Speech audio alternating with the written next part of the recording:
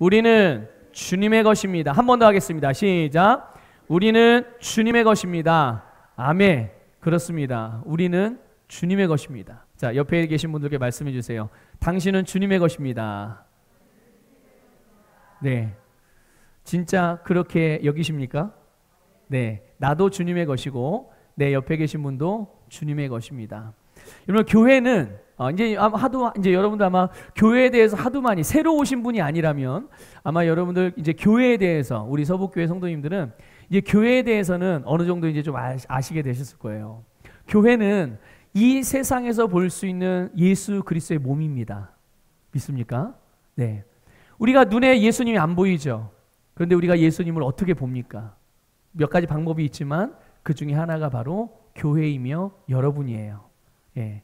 여러분이 바로 예수님을 나타내는 예수님의 영광임을 믿으시길 바랍니다. 또 교회는 하나님의 나라이고요.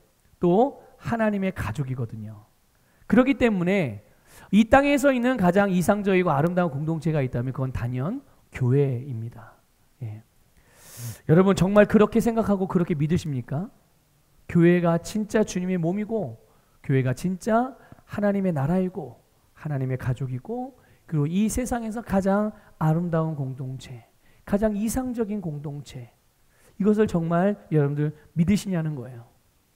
여러분 10년 가운데 이것을 꼭 믿으시기를 바랍니다. 그리고 그렇게 바라보시길 바라고 그렇게 여기시기를 축복합니다. 근데 안타까운 것은 교회가 이렇게 이상적이고 정말 완전하게 아름다운 모습으로 경험되지 못하고 있는 부분이 있다는 거죠. 그렇죠? 우리가 아는 대로 교회는 정말 그렇게 완전한 공동체입니다라고 말하지만 실제로 경험될 때는 그렇지 못한 부분들도 있다는 말이에요. 그래서 의견이 서로 달라서 또 뭐 서로 갈등이 있기도 하고 긴장 관계가 놓이기도 하고 또 다툼이 일어나기도 하죠. 교회들 안에서. 네. 또 무관심한 경우도 있어요. 아예 다툼도 안 일어나지만 아예 관심도 안 가죠. 네. 심지어 교회가 타락해가지고 세상 사람들로부터 지탄을 받는 경우도 많이 있어요. 그러니까 이런 거죠.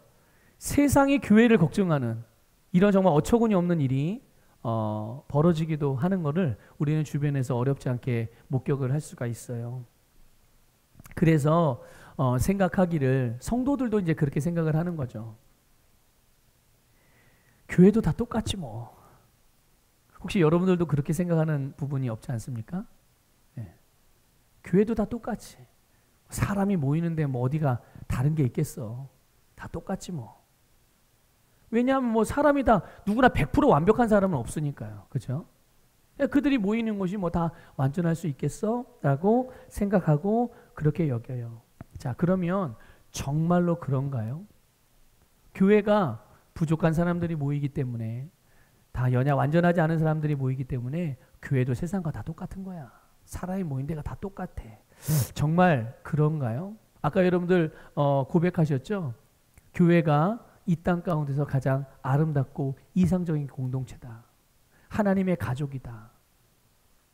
그런데 그런 믿음이 있는 반면 또 한편으로는 세상과 뭐 다 사람이 뭐냐 똑같지. 혹시 이런 두 가지 마음을 갖고 있지는 않습니까? 근데 정말로 하나님께서 말씀을 통해서 우리에게 알려주신 교회의 모습은 어떤 모습이냐는 거죠. 그걸 여러분 정확하게 내 심령 안에 가지고 계셔야 돼요. 그래서 내가 하나님의 말씀으로 가지고 있는 이 교회가 무엇인지에 대한 그림이, 이 말씀이 내가 세상에서 경험되어지는 그 경험보다 여러분 항상 높은 곳에 자리 잡고 있어야 됩니다. 내가 경험되어지는 것과 말씀이 말하는 바와 다르다고 해서 말씀이 내가 경험되어지는 것을 따라가는 게 아니에요. 오히려 반대죠. 하나님의 말씀에 내가 경험되어지는 것이 따라가서 결국은 하나님의 말씀대로 경험되어지는 삶을 사는 것이 오늘 우리 그리스도의 공동체이고 예수 그리스도의 지체인 성도들임을 믿으시기를 축복합니다. 성경은 분명히 교회를 그리스도의 몸이라고 그랬고 하나님의 백성이라고 그랬고 하나님의 가족이라고 그랬고 심지어 이렇게 제가 자주 강조한, 제가 아주 교회와 성도들에 대하여 가장 영광스럽게 여기는 말씀이거든요. 이게 뭐냐면 만물을 충만하게 하시는 분의 충만. 이게 바로 주님께서 말씀하신 교회예요.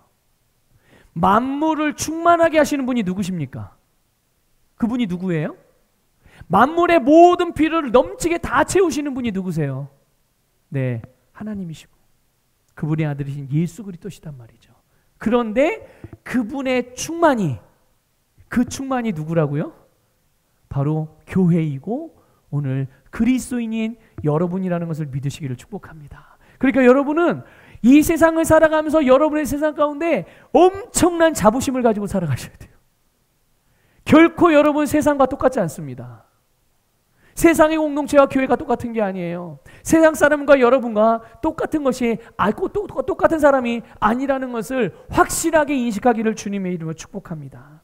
그래서 교회는 머리 대신 예수 그리스도 안에서 하나가 되어지고, 그래서 그 하나된 머리와 몸과 지체가 하나된 교회를 통하여 하나님의 영광이 나타나게 되는 거죠. 믿으십니까 여러분? 네. 그런데 만일 그래 교회가 그렇게 만물을 충만하게 하시는 충만이요 가장 아름다운 공동체인 게 맞습니다 라고 고백하지만 실제로 경험되어지는 교회의 모습 가운데 이 말씀과 다르게 경험되어지는 하나님의 말씀대로 교회가 기능하지 못하고 있다면 우리는 교회가 원래 그런 곳이야, 사람이 모인 데가 다 그런 곳이야 이렇게 생각할 게 아니라 하나님의 말씀대로 기능하지 못하는 그 부분을 바로 잡아서 말씀대로 기능하는 공동체로 변화되어 가는 것이 우리가 가져야 되는 바른 태도임을 믿으시기를 축복합니다. 여러분, 이거는 단순히 공동체 자체만을 위한 것이 아니라 그리스도의 몸의 지체인 우리 자신의 개인적인 부분에, 개인적인 삶에 대해서도 마찬가지예요. 하나님께서 나에게 뭔가를 말씀해 주셨는데 내가 세상과 다른 하나님 말씀과 내 개인의 삶에서의 경험이 달라요. 그럴 때 안타까운 것은 영적으로 성장하지 못하고 여전히 10년이 지나고 예수 믿은 지 20년이 지나고 30년이 지나고 40년, 50년이 지났어도 여전히 어린아이의 상태에 머물러 있는 사람들의 똑같은 공통적인 특징이 뭔지 아십니까? 말씀은 말씀이고 나는 나야, 이거예요. 말씀은 하나님의 말씀인 거고 삶에서 경험되어지는 건 다른 거야. 이렇게 생각하는 사람들은 예수 그리스도를 믿고 거듭난 순간부터 그 이후로 10년, 20년, 3년, 40년이 지났어도 똑같은 수준으로 계속 그 어린아이의 상태를 유지하고 있다는 것을 아셔야 돼요. 굉장히 불행한 일입니다. 왜 그럴까요? 왜 그렇습니까? 아니 근데 믿고 처음 가면 돼요. 맞아요. 믿고 처음 가면 돼요. 근데 두 가지 이유 때문에 불행한 거예요. 하나는 이 땅을 살아가면서 하나님께서 우리에게 주신 영생의 풍성한 복을 누리지 못하기 때문에 불행한 거고, 또 하나는 하늘에서 받을 상급이 없다는 거예요. 이해가 되십니까? 우리는 죽어서 천국 가는 게 목적이 아니에요. 그리고 죽어서 천국 가는 것만이 하나님이 우리를 위해서 예비하신 게 아닙니다. 우리가 이 땅에서 어떻게 살아가느냐에 따라서 우리의 영원한 세계에서의 운명이 결정된다는 것을 아셔야 돼요. 그래서 해의 영광이 다르고 달의 영광이 다르고 별의 영광이 달라요. 뭐 해, 달, 별 종류가 다르니까 당연히 영광이 다르겠죠라고 말할 수 있겠지만 별과 별의 영광도 다릅니다. 이해가 되십니까? 그게 무엇을 의미하는 걸까요? 똑같이 예수 그리스도를 믿고 천국에 가도 그곳에서 받을 상급이 다 다르다는 거예요. 그리고 그 상급은 잠깐 있다가 없어질 상급이 아닙니다. 100년, 200년 있다가 사라질 상급이 아니에요. 그 상급을 가지고 얼마만큼 살아요? 그 상급은 영원한 상급이에요. 영원한 상급. 그러니까 여러분, 오늘 우리는 하나님의 말씀을 들을 때, 또 하나님의 말씀을 묵상할 때, 하나님의 말씀을 배울 때, 또 하나님의 말씀을 읽을 때, 또 하나님께서 우리에게 성령의 감동을 통해서 우리에게 계시해 주실 때 그 말씀으로 우리의 변화되지 못한 부분들을 끊임없이 변화시키고 새롭게 하는 일에 여러분들 게으르지 마시고 그 모든 일에 적극적으로 여러분을 아름답게 만들어 가시기를 주님의 이름으로 축복합니다. 여러분, 사도 바울이 이 로마서 오늘 읽은 우리 로마서 14장 1절 이하, 로마서 14장 전체를 보게 되면 그리스도인들이 이 주님의 몸 안에서 교회 안에서, 하나님의 가족 안에서 그 관계와 본질을 깨뜨리는 일을 멈추라고 도전하고 있어요. 그리고 성숙한 그리스도의 몸이 되라고 우리에게 도전하고 있어요. 여러분, 교회 그리스도 안에서의 공동체, 주님의 몸을 깨뜨리고 흐트르는 몇 가지 아주 중요한 그런 뭐라 그럴까요? 그런 일들이 있거든요. 그러니까 마귀가 사용하는 도구들이 있단 말이에요. 그 중에 가장 중요한 게 있어요. 그게 뭐냐면 바로 말을 통해서예요. 말을 통해서. 이게 사단이 교회를 흐트르고 예수님의 몸을 분리시키고 깨뜨리는 가장 강력한 무기. 그러니까 말은 두 가지로 나눠서 생각할 수 있어요. 하나는 하나님의 말씀, 또 하나는 성도들의 말. 근데 뭐 하나님의 말씀에 대해서는 오늘 말씀드리지 않을 거예요. 이건 언젠가 또 뭐 말씀을 전할 기회가 있을 것이고 여러분 아마 알고 계실 것이고요. 여러분 보세요. 교회가 무너지는, 주님의 몸임에도 불구하고 무너지는 가장 중요한 그 핵심이 뭐냐면, 교회 안에 선포되어지는 하나님의 말씀이 잘못되면 그 교회는 무너집니다. 그래서 여러분, 교회에서 강단에서 선포되는 메시지가 진리이냐 거짓이냐가 너무나도 중요한 거고요. 이게 하나님으로부터 온 것이냐 사람으로부터 온 것이냐가 너무나도 중요합니다. 그래서 여러분, 하나님의 말씀, 하나님의 말이 교회 강단에서 바르게 선포되기를 여러분 계속 기도하셔야 돼요. 그래서 여러분, 그래서 주의 종을 위해서 기도해야 된다는 거예요. 설교하는 목사를 위해서, 설교자를 위해서 그래서 기도하는 게 너무 중요해요. 여기에서 선포되는 말씀이 만약에 이단 교리나 다른 복음이나 이런 것들이 선포된다고 생각을 해보세요. 듣는 여러분은 목사님이 얘기하시니까 다 맞는 거겠구나 하고 그냥 무의식적으로 그냥 다 받아들이죠. 그런데 만일 선포되어지는 말씀이 하나님의 진리인 성경에서 벗어나 있는 것들이 있다면, 잘못된 해석으로 선포한다면 어떻게 되겠어요? 그 교회는 얼마 가지 못해서 다 무너지고 맙니다. 자, 말로 마귀가 말로 교회를 무너뜨리는 거예요. 그래서 첫째는 거짓된 하나님의 말씀을 거짓된 말씀으로 속여서 다른 복음을 전하게 하는 거죠. 또 하나는 바로 성도들의 말. 그 중에 하나가 뭐냐면 바로 비판이에요. 비판. 그게 오늘 사도 바울을 통해서 성령께서 오늘 우리에게 주시는 메시지입니다. 하나님의 말씀이 잘못돼도 교회가 무너지지만 성도들의 말이 잘못돼도 교회는 무너지게 되는 거예요.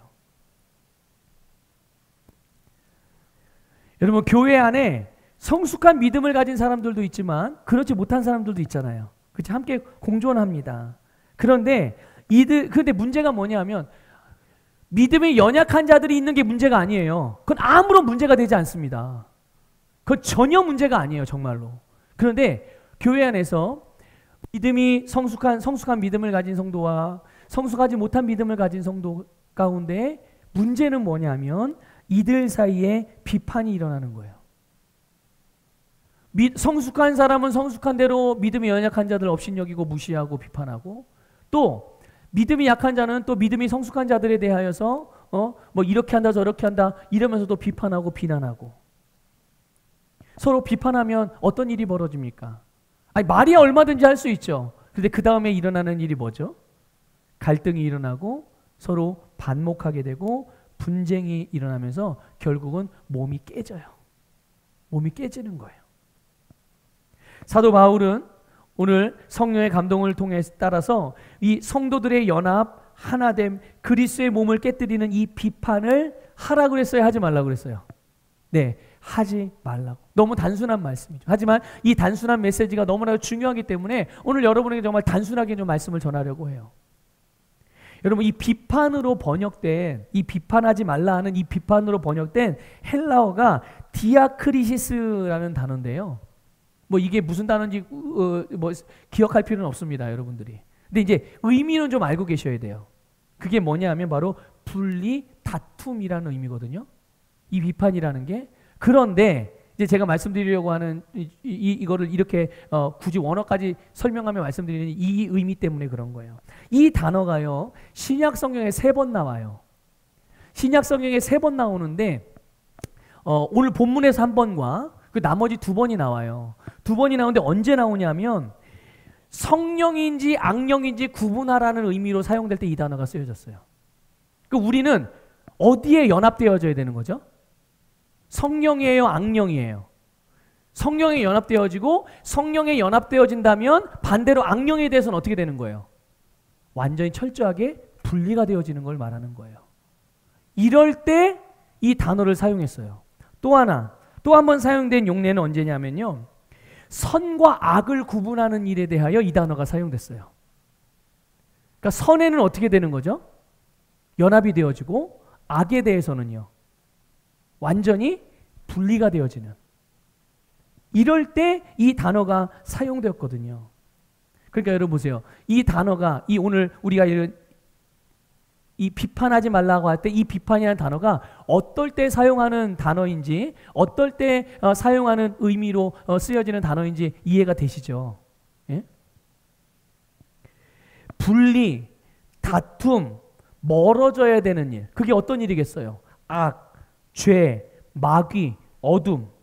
이런 것들로부터 철저하게 분리되라고 할 때 사용되어지는 단어인데, 아니, 믿음의 공동체 안에서, 하나님의 가족들 안에서, 예수님의 몸의 지체들 안에서 이들은 언제나 연합하고 하나 되어져야 되는 관계잖아요. 아주 친밀하고 긴밀하고 유기적으로 연결되어져 있어야 되는 관계잖아요. 그런데 이들 안에서 바로 이와 같은 일들이 일어나고 있으니 얼마나 가슴 아픈 일이에요. 그렇죠? 네. 아니, 악에서, 교회 안에서요, 악에서 분리되어져야 되는 만큼의 그런 분리와 분쟁과 다툼이 교회 안에서 있는 거예요. 뭘 통해서? 비판함을 통해서요. 여러분, 성도가 서로 비판하는 일이 이런 결과를 가져온다는 것을 여러분들 깨달으시길 바랍니다. 이거는 마귀가 아주 기뻐하는 일이고, 마귀가 적극적으로 행하는 일이고, 이거는 마귀가 사용하는 도구라는 말이죠. 그러니까 여러분, 우리는 마귀가 기뻐하는 일에 대해서 정말 비판해야 된다면 누구를 비판해야 되는 거예요? 누구를 비판해야 될까요? 마귀를 비판해야죠. 이런 의미로서의 비판은 마귀를 비판하고 그 마귀를 아주 대적해야 되는 겁니다. 그런데 교회 안에서 성도를, 다른 성도를 비판하고 다른 성도를 대적하는 일이 벌어졌으니 이게 얼마나 주님 하나님의 입장에서는 정말 가슴 아픈 일이에요. 그러니까 여러분, 이것이 그냥 우습게 넘길 일이 아닙니다. 여러분, 사도 바울이요, 믿음이 연약한 자와 믿음이 강한 자 둘 모두에게 서로 비판하지 마십시오라고 말하고 있어요. 예. 그러면 믿음이 약한 사람은 어떤 사람이고 믿음이 강한 사람은 어떤 사람이냐?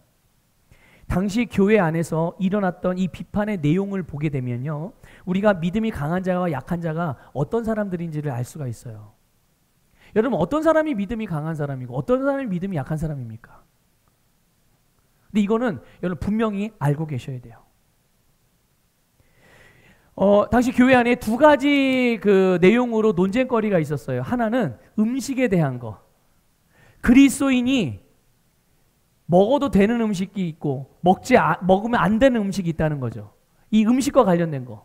또 어떤 성도들은 아니야, 모든 음식 다 먹을 수 있어, 먹어도 돼, 문제되지 않아, 이런 논쟁이 하나 있었고요. 또 하나는 절기에 대해서, 그리스도인들은 절기를 어떻게 지켜야 되냐, 언제 절기를 지켜야 되냐, 어떤 방법으로 절기를 지켜야 되냐, 이런 것으로 인해 이 두 가지 내용으로 교회 안에서 논쟁이 일어나게 된 거예요. 그래서 어떤 성도들은 철저하게 율법의 계명을 따라서 먹는 것과 먹지 말아야 되는 것을 구별을 했어요. 그러니까 이 성도들은 마음에, 그래, 하나님께서 율법을 우리에게 주셨으니 철저하게 이런 것들은 먹으면 안 되는 거야. 그 중에 어떤 것들이 있을까요? 여러분 혹시 아시는 거 있어요? 뭘 먹으면 안 되는 거죠? 예? 우상을 섬긴 제물, 음식 있죠, 그렇죠? 우상에게 바쳤던 음식. 그리고 또 하나는 구약 그 계명 중에 부정하다고 이렇게 기록되어져 있는 내용들. 그러니까 우리식으로 말하면 돼지 같은 거. 구약식으로 따지면 돼지는 먹으면 돼요, 안 돼요? 안 되죠. 보신탕은요? 안 되죠. 예. 뱀은요? 돼요, 안 돼요? 예, 구약의 계명을 따지면 그런 거예요. 그런 거 먹으면 안 돼. 미꾸라지 드시면 돼야 안 돼요. 추어탕. 구약의 말씀으로 따지면, 계명으로 따지면 먹으면 안 되는 거예요. 뱀장어는요, 몸에 좋잖아요. 맛있잖아요. 그것도 사실은 먹으면 안 되는 거예요. 예. 자, 이렇게 신앙생활하는 성도들이 있다는 거죠.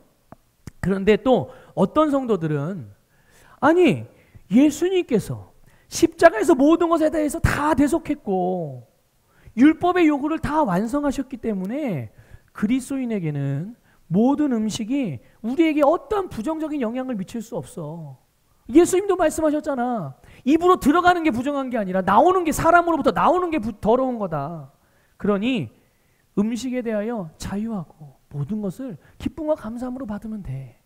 이렇게 생각하고 모든 음식에 대하여 자유함을 갖게 된 거예요. 그러니까 이런 거죠. 아니, 율법대로 음식을 구분하는 사람들이 볼 때는 같은 성도인데 아무거나 막 먹어. 막 뱀장어도 먹고 추어탕도 먹고 막 보신탕도 먹고 막 돼지고기도 먹고 막 독주도 막 마시고 막 이런 거죠. 그러니까 이 사람들이 볼 때는 아주 까무라칠 일이죠. 아니, 세상에 하나님이 게다가 또 초대교회 당시에는 이방신을 섬기는, 우상을 섬기는 자들이 너무나도 많았단 말이에요. 근데 시장에 나와서 파는 음식들이, 특별히 고기와 관련해서 파는 음식들이 다 대부분 어디서부터 온 거예요? 우상 귀신들에게 제사로 바쳤다가 그리고 가져온 음식들이란 말이죠. 그러니까 그런 음식이면 시장에서 고기를 아무거나 사다가 먹으면 되는 거예요, 안 되는 거예요? 안 되는 거죠. 이 율법의 계명을 지키는 사람들의 입장에서는 그걸 먹으면 귀신의 제물을 먹는 거니까 이 사람이 볼 때는 아무거나 막 먹는 이 성도들이 계명을 어겼으니 얼마나 책망받고 혼나야 될 일이에요. 그러니까 막 니네들은 부정한 놈들이야, 부정 탔어, 가까이 오지 마, 이렇게 이제 비난하기 시작하는 거고, 반면에 모든 것에 자유한 예수님이 다 해결하셨으니까 우리는 자유해. 무엇을 먹든 우리는 감사하고 또한 믿음으로 받으면 되는 거야 하고 음식에 제한이 없는 거예요. 그러니까 막 미꾸라지도 먹고 보신탕도 먹고 돼지고기도 먹고 시장에서 아무거나 다 사다가 먹는 거죠. 그러니까 이런 사람이 음식을 구분해서 먹는 것과 먹지 않는 걸 구분해가지고 이런 사람, 성도들 보면 아이고 저것밖에 안 돼. 그러니까 영적으로 어린아이라고 그러는 거야. 아이고 뭣도 모르면서 저렇게 말한다니까. 이렇게 되는 거죠. 절기에 대해서도 마찬가지예요. 어떤 성도들은 절기를 율법이 정해진 날과 정해진 절차대로 반드시 그렇게 지켜야 된다는 거예요. 그러니까 그날은 아주 더 특별하게 구별된 날이니까 다른 날하고 다르다는 거예요. 이 날은 아주 특별한 날이다. 그러니까 그날은 일도 하면 안 되고, 그날은 몇 미터 이상 걸어가면 안 되고, 움직이면 안 되고, 운동도 하면 안 되고, 산책도 하면 안 돼. 그날은 뭐만 해야 돼요? 집안에서 그냥 음식을 만들어 먹는 정도만 이렇게 일하고, 이렇게 생각하고. 근데 반면에 어떤 성도들은 모든 날이 절기 날만이 아니라 1년 365일 모든 날이 다 하나님께서 받으실 만한 거룩한 날이다. 예수님께서 모든 날을 속하셨고 안식일의 주인도 예수님이고 절기의 주인도 예수님이니 날짜 요일 형식에 얽매이지 말고 믿음으로 모든 날 어느 날이든 하나님을 다 예배할 수 있는 날로 모든 날을 예배하는 삶으로 그렇게 똑같이 살아가야 되는 거다. 이렇게 이제 주장을 하는 거예요. 그러니까 믿음이 약한 자와 강한 자가 어떤 사람들이냐면 한마디로 믿음이 약한 사람들은 율법을 철저하게 지키는 것이 신앙생활이다라고 여기는 사람들, 그렇게 신앙생활하는 사람들, 그러니까 이런 사람들은 시간도 절대로 어기면 안 되고, 시간 어기면 어떻게 되는 거예요? 큰일 나는 거예요. 응? 먹지 말라고 하는데 먹으면 어떻게 되는 거예요? 큰일 나는 거예요. 그러니까 3일 금식해야 돼. 먹지 말라고 한 거 먹으면. 네. 금식하면서 회개해야 되는 거예요. 이런 사람이 믿음이 약한 사람. 반면에 믿음이 강한 사람은 어떤 사람이에요? 먹는 음식이나 절기의 어떤 율법의 규정의 제한을 받지 않고 믿음으로 주님께서 이루신 이 복음의 자유를 누리며 살아가는 성도들. 이 사람들이 믿음이 강한 사람. 그러면서 이 사람들이 영적으로는 더 성숙한 사람이라는 것을 말씀이 보여주고 있는 거예요.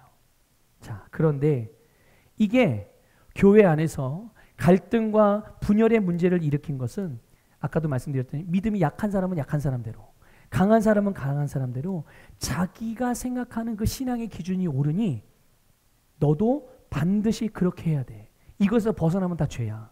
이것에서 벗어나면 다 부족한 거고 모자란 거니까 그러면 안 돼. 이러면서 계속 뭐랄까 감정적인 또 논리적인 그리고 감각적이고 그러면 그런 것들을 지속적으로 강요하면서 만약 그것에서 벗어나면 날카롭게 비판하는 것.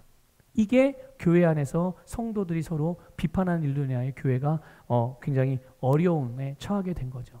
자, 그런데 우리 3절 한번 읽어볼게요. 3절 읽어보겠습니다. 시작. 먹는 자는 먹지 않는 자를 없이 여기지. 자, 보세요. 여기서 먹는 자가 누구냐면 믿음이 강한 자를 말하는 거예요. 먹지 않는 자는 믿음이 약한 자. 먹는 자는 복음의 자유를 누리며 신앙생활하는 사람들.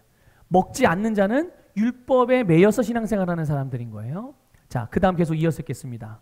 먹지 않는 자는 먹는 자를 비판하지 말라. 이는 하나님이 그를 받으셨습니다. 아멘. 자, 보세요. 오늘 말씀이 율법적으로 신앙생활, 율법을 기준으로 신앙생활하는 사람과 또 복음의 자유를 누리며 신앙생활하는 사람과 둘 다에게 말씀하고 있잖아요.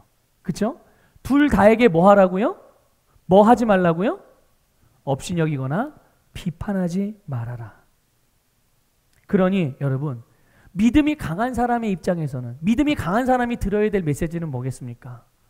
믿음이 강한 사람이 들어야 되는 메시지는 믿음이 약한 사람들을 무시하지 말고 그들을 판단하지 말아라. 그들을 어떻게 하라고 그랬어요? 1절에서 그들을 어떻게 하라고요? 받아들여. 이거는 믿음이 강한 사람들에게 말씀하고 있는 거예요. 그들을, 믿음이 약한 사람들을 받아들여라. 그들의 생각이나 그들의 견해가 너희와 다르다고 하더라도 그의 믿음이 약한 것일 뿐이니 그의 믿음이 강해질 때까지 기다려주고 그냥 기다리기만 하는 것이 아니라 그들의 성장을 돕는 것이 바로 믿음이 강한 자의 사명이고 믿음이 연약한 자와 한 몸이 된 이유라는 것을 여러분 오늘 기억하시기를 축복합니다.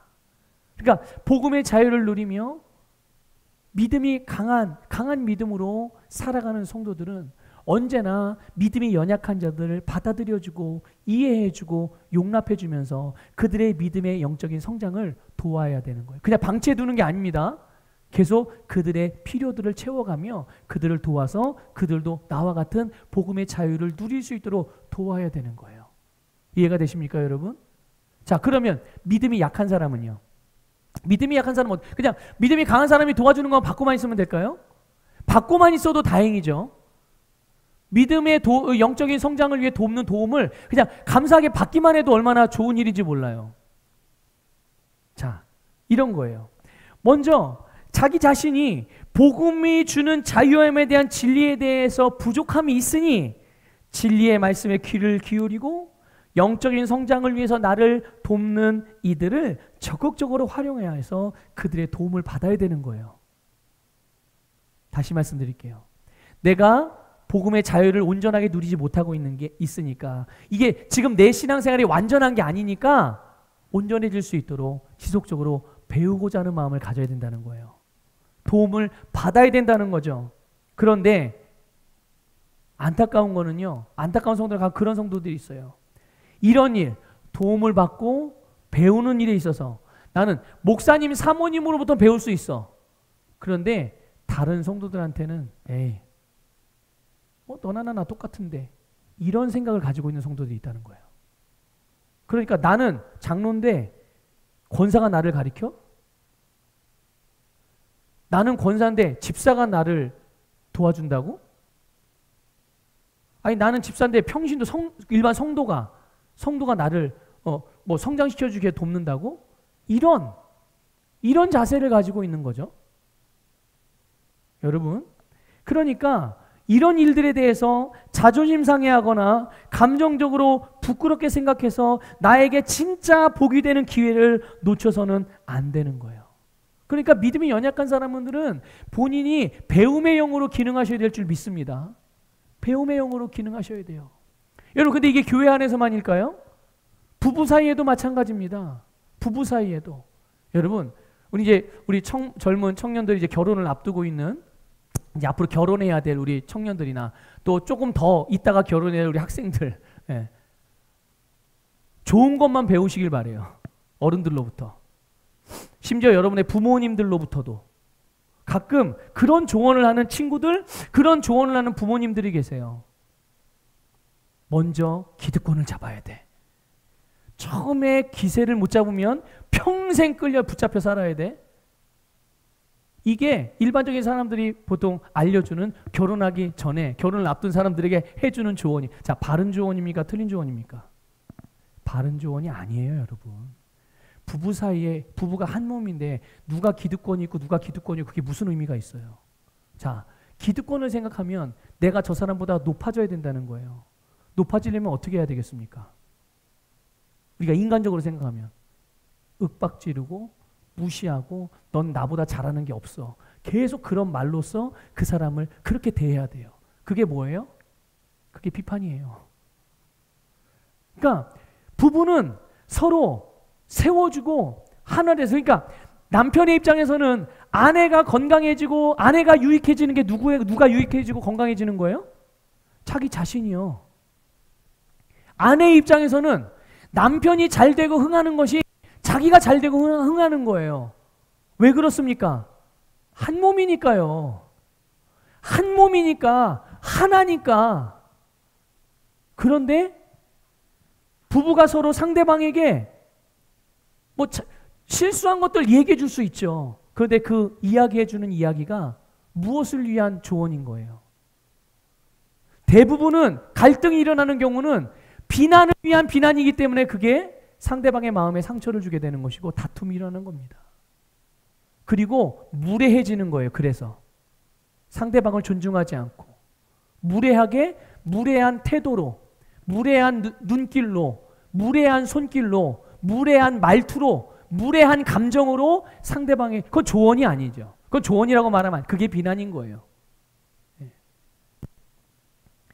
그러니까 여러분, 믿음이 강한 자나 약한 자나, 성숙한 자나 조금 덜 성숙한 자나, 누구나 서로를 깎아내리고 무시하고 비난하고 정죄하고 판단하기 위한 말이 아니라 그들을 세워주기 위한 그런 말로써 서로 격려하고 도와야 된다는 것을 믿으시기를 주님의 이름으로 축복합니다. 그것이 결국은 나를 위한 거예요. 그게 결국은 나를 위한 것임을 깨달으시기를 축복합니다. 오늘 믿음이 강한 자나 약한 자가 서로에 대하여 비판하지 말고 사랑으로 기능하며 서로 용납하고 받아들여줘야 되는 근본적인 이유를 사도 바울은 오늘 말씀 중에 세 가지로 우리에게 알려주고 있어요. 그것만 간단하게 보겠습니다. 먼저 첫 번째는요, 우리가 왜 서로 사랑으로 받아들여줘야 되고 용납하고 비난하지 말아야 되느냐? 첫 번째 이유는요, 하나님께서 그들을 받으셨기 때문에 그래요. 내가 비난하는 그 사람을 누가 받으셨다고요? 하나님이. 자, 3절 읽어보겠습니다. 시작. 먹는 자는 먹지 않는 자를 없이 여기지 말고 먹지 않는 자는 먹는 자를 비판하지 말라. 이는 하나님이 그를 받으셨습니다. 여러분, 이거를 꼭 인정해 주셔야 돼요. 이걸 꼭 인식하고 계셔야 돼요. 하나님이 나만 받은 게 아니라 내가 무시하고 멸시하고 비난하고 책망하는 저 사람도 누가 받았다고요? 하나님이 받으셨어요. 옆에 좀 얼굴 좀 보세요. 누가 계세요? 여러분이 보는, 여러분의 눈에 들어온 그 사람이요, 하나님이 받으신 사람이에요. 믿습니까, 여러분? 그러니까 하나님이 예수 그리스도를 통해서 우리를 받아주실 뿐만 아니라 믿음이 연약한 자도 하나님의 자녀이고 믿음이 강한 자도 하나님의 자녀예요. 그러니까 하나님이 받아주셨는데, 그래서 우리가 모두 하나님의 가족이 되었는데, 그리스도의 몸의 지체가 되었는데, 하나님께서 받아주신 사람을 내가 받아들이기를 꺼려하거나, 아니 아예 안 받아들이려고 하거나, 그러면 하나님이 하신 일을 부정하는 거가 아니겠어요? 그렇죠? 여러분, 내 옆에 있고 나와 함께하는 성도와 지체, 내 사랑하는 아내와 남편, 나의 사랑하는 믿음의 가족들, 주님께서 받으신 사람이라는 것을 인식하시고 그들을 주님이 받으셨기에 우리도 그분의 말씀을 따라서, 그분의 행함을 따라서 동일하게 받아들여 주시기를 주님의 이름으로 축복합니다. 또 두 번째 이유, 우리가 그들을 서로 비판하지 말고 받아들여 줘야 되는 이유, 두 번째 이유는요, 하나님이 그를 세우시기 때문이에요. 다시 말씀드립니다. 하나님이 그를 온전케 하시기 때문인 거예요. 여러분 4절 말씀 읽어볼게요. 4절 있습니다. 시작. 남의 하인을 비판하는 너는 누구냐? 그가 서 있는 것이나 넘어지는 것이 자기 주인에게 있음에 그가 세움을 받으리니 이는 그를 세우시는 권능이 주께 있음이라. 아멘. 내가 누군가를 계속, 내 남편을, 내가 아내를, 내 자식을, 내 부모를 막 비난했어요. 내 옆에 있는 성도 설거지하다가 내 방식대로 설거지하지 않는다고, 식당에서 봉사하다가 나는 이렇게 설거지를 하는데 나는 오른쪽으로 돌리는데 왜 너는 왼쪽으로 돌려? 오른쪽으로 돌려야 돼. 참 이런 일들로 다툼이 일어나고 비난이 일어나. 이게 얼마나 참 수준 낮은 일이에요. 그렇죠? 자, 그런데 어쨌든 부족하고 연약한 사람이라 할지라도 그가 어떻게 된다고요? 내가 비난하는 그 사람이 세움을 받는대요. 세워진대요. 다시 말하면 온전하게 된대요. 누가 그를 온전하게 하고 세우신다는 거예요? 예, 하나님이요. 하나님이 그 사람을 온전하게 해요. 하나님이 그 사람을 세우는 거예요. 여러분, 누구나 처음부터 강한 믿음으로 시작하는 게 아닙니다. 누구나 처음부터 성숙한 믿음을 갖는 게 아니에요. 처음에는 다 똑같이 어린아이와 같은 믿음으로 시작해요. 그런데 어떻게 됩니까? 점점 자라고 성숙해지는 거죠. 그런데 여러분, 저절로 성숙해지거나 저절로 자라는 믿음의 사람들이 있던가요? 내가 예수를 믿고 났더니 저절로 내가 영적으로 성숙했어. 천만의 말씀이요. 혹시 여러분 그런 것들 기다리고 아직도 내가 예전에 20년, 30년, 40년, 50년 전에 믿음으로 거듭난 그 수준으로 시작했을 때 그때부터 지금까지 계속 기다리고 계신 분들이 계시다면 빨리 오늘부터 여러분 스스로 자라가시길 바랍니다. 절대로 그냥 자라지 않습니다. 절대로 그냥 자라지 않아요. 하나님이 성숙하게 하신다는 것을 믿으시기를 축복합니다. 어떻게 해요? 바로 자, 한번 볼까요? 에베소서 4장 11절 12절 보겠습니다. 자, 같이 읽겠습니다. 시작. 그가 어떤 사람은 사도로, 어떤 사람은 선지자로, 어떤 사람은 복음 전하는 자로, 어떤 사람은 목사와 교사로 삼으셨으니 이는 성도를 온전하게 하여 봉사일을 하게 하며 그리스도의 몸을 세우려 함이라. 아멘.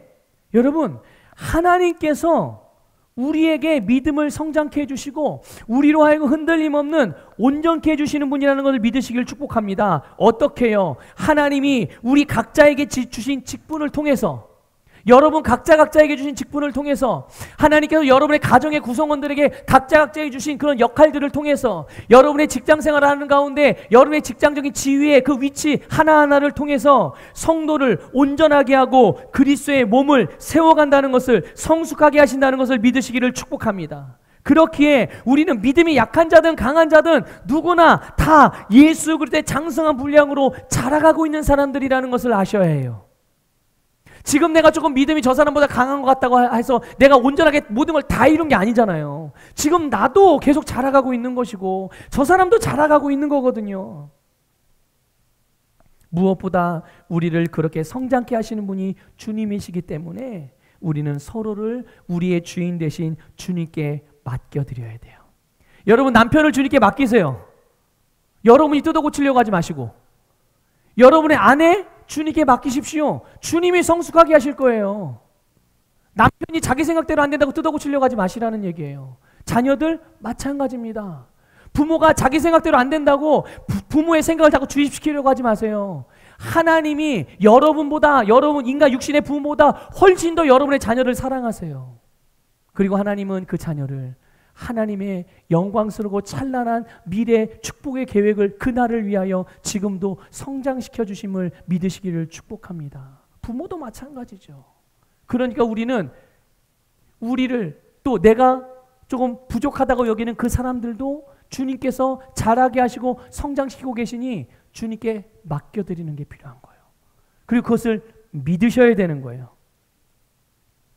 또 하나, 우리가 비난하지 말고 비판하지 말고 서로를 위하고 사랑으로 기능해야 되는 세 번째예요. 받아들여야 되는 세 번째예요. 우리 6절 말씀 읽어볼게요. 같이 읽겠습니다. 시작. 나를 중히 여기는 자도 주를 위하여 중히 여기고 먹는 자도 주를 위하여 먹으니 이는 하나님께 감사하며 먹지 않는 자도 주를 위하여 먹지 아니하며 하나님께 감사하느니라. 아멘. 자, 여러분 오늘 보세요. 음식에 대하여나 절기에 대하여 율법의 규정을 따르는 자, 그들이 그렇게 하는 이유가 무엇입니까? 오늘 이 말씀을 보니까 6절 말씀을 보니까 무엇 때문에 그렇게 하는 거예요? 네, 그들의 중심에 주님을 위한 마음이기 때문에 그렇게 하는 거예요. 물론 그 방법이 조금 부족할 수는 있죠. 네. 하지만 그의 중심이 하나님을 향해 있어요. 그렇다면 그럼 자유케 모든 일에 자유한 사람은요, 그 역시도 주님을 위하여 주님께서 원하시는 것이기에 그렇게 하는 믿음으로 행하는 것이라는 것을 깨달으시기를 축복합니다. 누구에게나 주님을 위한 마음으로 하나님을 섬기기 때문에 그런. 근데 이게 진짜가 돼야 되는 거예요. 중요한 거는 내가 그냥 육신의 욕심을 따라서 내가 그냥 육신의 욕구로 하고 싶은 일을 하고 싶어서 이렇게 핑계대는 게 아니라 진짜로 내가 이런 거 있죠. 예전에 예수를 믿지 않으면 너 죽일 거야. 그래서 우리나라에서도 일제시대에 예수 믿는 사람들이 엄청나게 많은 사람들이 죽었어요. 근데 그 사람들 향해서요, 비난하는 사람들이 있었거든요. 비난하는 사람들이 있었어요. 아이고, 그냥 한 번만 그냥 예수님 교회 안 가겠다고 이야기하고 그 다음번에 교회 가면 되지, 이렇게 해도 되잖아. 왜 굳이 저렇게 목숨을 잃어? 이렇게 생각하는 사람들이 있었단 말이죠. 그런데 그럼에도 불구하고 끝까지 자기는 나는 교회 갈 거야. 여러분, 교회에만 예수님 있는 건 아니잖아요. 건물에만 있는 게 아니잖아요. 그렇죠? 우리 집에서도 내가 하나님을 예배할 수 있잖아요. 그러니까 그런 입장에 있는 사람들은 그렇게 이야기를 하는 거예요. 그런데 나는 꼭 굳이 교회를 가는 거죠. 근데 교회 가다 교회 문을 딱 들어가니까 어떻게 해요? 총으로 쏴서 죽이는 거예요. 근데 그 사람은 왜 굳이 그런 죽음의 위협을 무릅쓰고서 죽어도 왜 교회를 왜 간 걸까요? 자기 신념을 지키기 위해서요? 아니, 신념을 지키는 게 목숨보다도 중요한가요? 이 인간적인 신념을 지키는 게 아니에요. 그 사람들의 중심에는 하나님을 위하는 마음이 있었던 거예요. 그들은 주님을 위해서 그렇게 한 거예요. 그러면 그때 교회 안 가고 그럼 집에서 예배드린 사람은요, 봐, 믿음이 저렇게 타락했다니까, 이렇게 또 비난할 수 있겠어요? 아니에요. 그들은 왜 그럼 집에서 예배드렸겠어요? 교회 안 가고. 그들의 중심에 하나님을 위하는 마음으로, 내가 하나님이 주신 생명을 일부러 가서 죽을 필요가 없는 거예요. 주님이 나를 자연스럽게 내 수명까지 데려가실 때까지 나는 살아서 끝까지 나에게 맡겨진 사명을 다 감당하고 갈 거야. 이런 마음으로 집에서 예배를 드리는 거거든요. 근데 누가 이들을 비난할 수 있겠어요?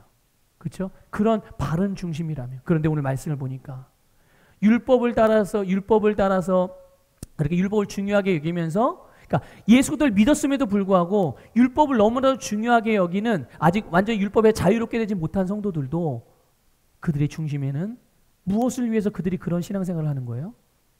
주님을 위하는 마음이 너무나도 큰 거예요.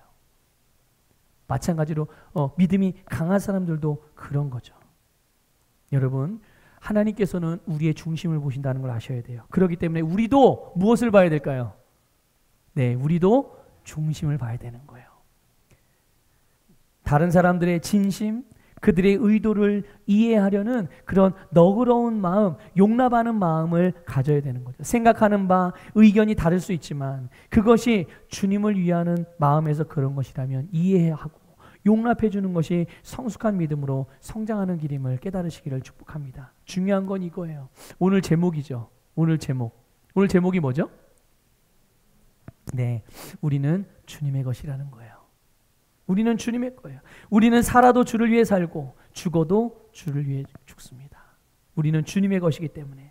그리고 예수님은 우리 모두의 주님이세요. 그러므로 우리가 무엇을 하든지 주를 위해서 한다는 것만 잊지 않아도, 내가 교회에서 신앙생활하고 다른 성도들과 믿음의 교제를 하는 가운데서도 내가 주님을 위해서 한다는 것만 있지 않아도 아마 모든 관계 안에서, 모든 연결된 관계 안에서 부정적인 갈등과 분쟁은 다 사라지게 될 거예요. 부부와의 관계 안에서도 내가 주님을 위해서 당신에게 이런 마음으로 서로의 배우자에게 대한다면, 내가 주님을 위해서 내 자녀에게, 주님을 위해서 내 부모에게, 주님을 위해서 내가 직장 상사에게, 주님을 위해서 내가 직장 부하 직원에게, 주님을 위해서 내 직장 동료에게, 주님을 위해서 내가 주변 이웃들에게, 지인들에게, 관계들에게 주님을 위해서라는 인식과 이 믿음만 가지고서 대한다고 하더라도, 여러분, 우리가 그토록 힘들고 어렵고 불안해하고 초조하게 느껴하고 경험해왔던 그런 부정적인 갈등과 분쟁과 다툼은 일어나지 않아요. 여러분, 우리 자신도 주님의 것이고 우리 옆에 계신 분들도 주님의 것입니다. 우리 모두는 그래서 함께 성장하고 함께 온전케 되는 그리스도의 몸이자 가족이라는 것을 기억하시고, 여러분의 모든 삶에서 비판을 거절하고 항상 칭찬과 격려와 섬김과 사랑과 용납과 용서만이 풍성하기를 주님의 이름으로 축복합니다.